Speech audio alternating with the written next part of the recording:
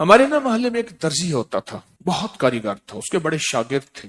اصل وہ بکھر کا تھا، یہاں روزی روٹی ملی تو وہیں آ گیا، پرانے شہر میں رہتا تھا۔ تو وہاں اس کے ساتھ ایک عجیب معاملہ تھا، وہ جس دکان پہ بھی بیٹھتا، ساری عمر گھر بھی کرائے کا تھا، اس کی دکان بھی کرائے کی تھی، اور ساری عمر ایسی گزری۔ جس دکان پہ بیٹھتا تھا وہ اس دکان وہ کیا کرتا تھا، ویران دکان ڈھونڈتا تھا جس کی دکان کرائے پہ نہیں ہوتی تھی۔ غور طلب بات ہے، عجیب بات بتا رہا ہوں، یہ میرے دیکھے واقع ہیں۔ وہ ہمارے پڑوس میں کوئی 30 سال رہا، تقریباً 30 سال رہا۔ وہ ویران دکان لیتا تھا، نامور اتنا تھا کہ استاد کو آ کے دنیا ڈھونڈتی تھی، چاہے وہ گلی کے کونے میں جہاں بیٹھ جائے، اتنا کاریگر تھا۔ ویران دکان ڈھونڈتا تھا جس دکان کو کوئی نہیں لیتا تھا، پھر لکھواتا تھا کہ میں اتنے سال تک نہیں اٹھائے گا، وہ خوشی سے لکھ کے دے دیتا تھا، کیونکہ اس کو تجربہ تھا، اس کو نہیں تھا۔ اتنے اور بڑے بڑے طاقتور لوگوں کی گواہیاں ڈلواتا تھا کہ کل کو مجھے اٹھائے گا، کیونکہ میں کیسے اٹھاؤں گا، میری دکان کرائے پہ نہیں جاتی، تو مجھے کرایہ دے رہا، اتنے عرصے سے میری دکان بند پڑی ہے، میں کیسے اٹھاؤں گا؟ کہ نہیں، وہ تو مجھے اٹھائے گا، پتہ ہے مجھے۔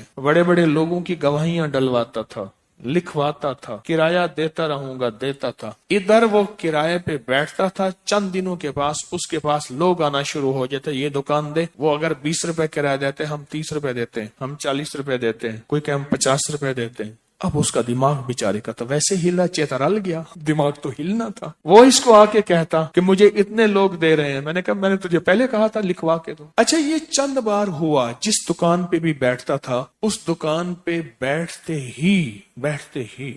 ہی اس کے ساتھ یہ معاملہ شروع ہو جاتا۔ اب یہ راز کسی کو پتا نہیں تھا، یہ راز ہے کیا اس کا، اس کے ساتھ کیا ہوتا ہے، اس کے ساتھ ایسا کیوں ہوتا ہے۔ اس نے نا ایک دفعہ یہ راز ایک بندے کو بتایا، اس نے مجھے بتایا، براہ راست میں نے اس سے بات نہیں ہوئی، لیکن ہمارا پڑوسی تھا، وہ ایک بندے کو اس نے راز بتایا، ہمارا ایک رشتہ دار تھا، اس کو یہ راز بتایا اور اس کو کہا کہ میرے ساتھ یہ راز ہے۔ اس نے اب جو لفظ کہنا، پہلے میں وہ لفظ آپ کے سامنے بیان کرتا ہوں۔ کہنے لگا، بخت میرے اوپر پاگل ہے، اور مجھے اکھے بخت میرے اوپر پاگل ہے، میں نہیں چاہتا وال میں کو آتے ویلڑ میں دے، ویلڑ چپک جاتا ہے، چپٹ جاتا ہے، لپٹ جاتا ہے، میں نہیں چاہتا، آ کے پھر مجھے لپٹ جاتا ہے بخت۔ اچھا، جس کی دکان آنے کی ہوتی ہے 100 آنے کی ہو جاتی ہے۔ اچھا، ادھر میں دکان چھوڑ کے جاتا ہوں کسی اور جگہ پہ، وہ دکان پھر آنے کی ہو جاتی ہے، پھر جہاں میں جا کے بیٹھتا ہوں پھر وہ 100 آنے کی ہو جاتی ہے، پھر وہ پیچھے والے مجھے آ کے بلاتے ہیں، آپ کی مہربانی آ جاؤ، اس سے کم کرایہ دینا۔ تھا کوئی ایسا، کیونکہ ہاتھ کا کاریگر بہت کم ہوتا ہے جو سر پھرا نہ ہو، ہاتھ کا کاریگر وہ ہاتھ کا جس شعبے کا ہو، تھا کوئی سر پھرا، کہہ رہا میں نہیں جاتا تھا دکان پہ، تم نے مجھے نکالا تھا۔ ساری زندگی اس نے ایسے گزاری۔ اب یہ بخت کہاں سے ملا؟ اب بخت کو سن، کہا میرا باپ مزدور تھا، مزدوری کرتا تھا، بڑا ہوا تو اس نے مجھے درزیوں کے کام پہ ڈال دیا کہ بیٹا چلو چھاؤں کا کام ہے تو کرتا رہے گا۔ میں تو دھوپ سردی گرمی مزدوریاں کرتا رہا، درزیوں کا کام چھاؤں کا کام ہے تو کرتا رہے گا۔ اور میرے والد کہتا تھا تجھے کوئی ایسا رئیس مل جائے جو اپنی ڈیوڑی میں جو جگہ دے۔ بعض رئیس ایسے ہوتے ہیں جنہوں نے مستقل درزی رکھے ہوئے ہوتے ہیں، ان کا ہر وقت کپڑے سلتے رہتے ہیں۔ کہہ رہے دعائیں دیتا تھا والد مجھے کوئی رئیس مل جائے۔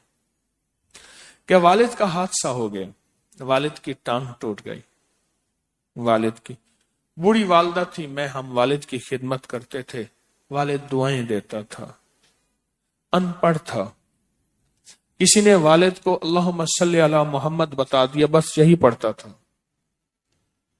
اور ٹوٹی پھوٹی قل ہو اللہ پڑھتا تھا، باقی کوئی ابا کو پتا نہیں تھا۔ کہا میں درزیوں سے پیسے تھوڑے سے لاتا تھا، گھر میں فاقے آنا شروع ہو گئے، تھوڑے سے پیسے میں لاتا تھا، ابھی کام سیکھا نہیں تھا، استاد کبھی کبھار دے دیتا تھا، اور والد روز لاتا تھا، گھر میں سختی اور تنگی آنا شروع ہو گئی، بہت زیادہ غربت، تنگ دستی۔ ہماری ایک پھوپھی تھی، کہیں دور رہتی تھی، بہت بوڑھی تھی، والد سے بھی بڑی تھی، وہ آ کے ہمارے گھر اس نے قیام کر لیا کہ تمہارے والد کی خدمت کروں گی۔ اس کے بیٹے اسے ٹھوکریں مارتے تھے اور اس کی عزت نہیں کرتے تھے، وہ پھر گھر آ گئی۔ اب میری ماں مجھے دیکھے، میں اپنے دیکھوں، ماں نے کہا بیٹا آ گئی ہے، اس کی بھی خدمت ساتھ کرنی ہے۔ اب پھوپھی نے، ایک پھوپھی بوڑھی ابے سے بڑی، ایک والد معذور، بوڑھی والدہ اور بہت سارے بہن بھائی، کہا کہ کئی راتیں ایسی گزرتی تھی میں اور میری ماں نہیں کھاتے تھے، ہم فاقوں میں سوتے تھے، پھوپھی کو کھلاتے تھے۔ کہا پھوپھی کھاتی بہت تھی، کھاتی بہت تھی، آپ بچوں کا سب کچھ کھا جاتی تھی، سارا اپنا بھی کھا جاتی تھی، کھاتی بہت تھی پھوپھی۔ کہا اس سے چھینتے تھے تو پھوپھی لڑنے پہ آ جاتی تھی، ایک گھر میں عجیب کشمکش تھی۔ کہا ان سختیوں تلخیوں میں میں ان کی خدمت کرتا رہا، باپ کی ماں کی خدمت کرتا رہا، حتیٰ کہ والد پتہ نہیں کتنے سال کہے مجھے بھول گئے، فوت ہو گئے۔ اور پھوپھی نے کے دل میں یہ بات آئی کہ ہم نے والد کو زہر دیا ہے۔ اس نے سارے جہان کو کہنا شروع کیا کہ انہوں نے والد کو زہر دے دیا، میرے بھائی کو مار دیا۔ گھر میں روٹی بھی کھاتی تھی، بچوں سے چھین کے بھی کھاتی تھی، چوری چھپے بھی کھاتی تھی، دن رات بھی کھاتی تھی، ہمیں برا بھلا بھی کہتی تھی، لوگوں کے ہاں شکوے بھی کرتی تھی۔ پھوپھی نے جینا حرام کر دیا۔ کہا میری ماں کہتی تھی بیٹا کوئی بات نہیں، برداشت کرو۔ برداشت کرتے کرتے پھوپھی بھی چلی گئی اور اس کو اللہ کی امانت کو اللہ کے سپرد کیا، اور پھر اب ماں رہ گئی۔ اب میں نے اپنی ساری توجہ ماں پہ ڈال دی۔ کہا اماں کیا کرتی؟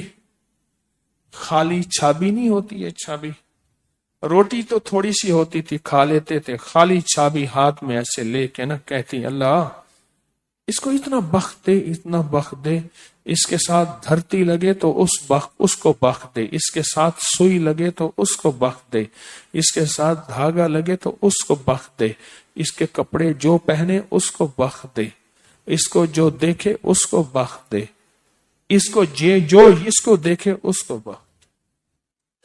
اماں چھابی لے کے مانگتی تھی، روتی تھی، اور بعض اوقات چھابی میں اماں کے بہت سارے آنسو ہوتے تھے۔ کہ بس یہ نظام چلتا رہا چلتا رہا، اماں بھی گزر گئی۔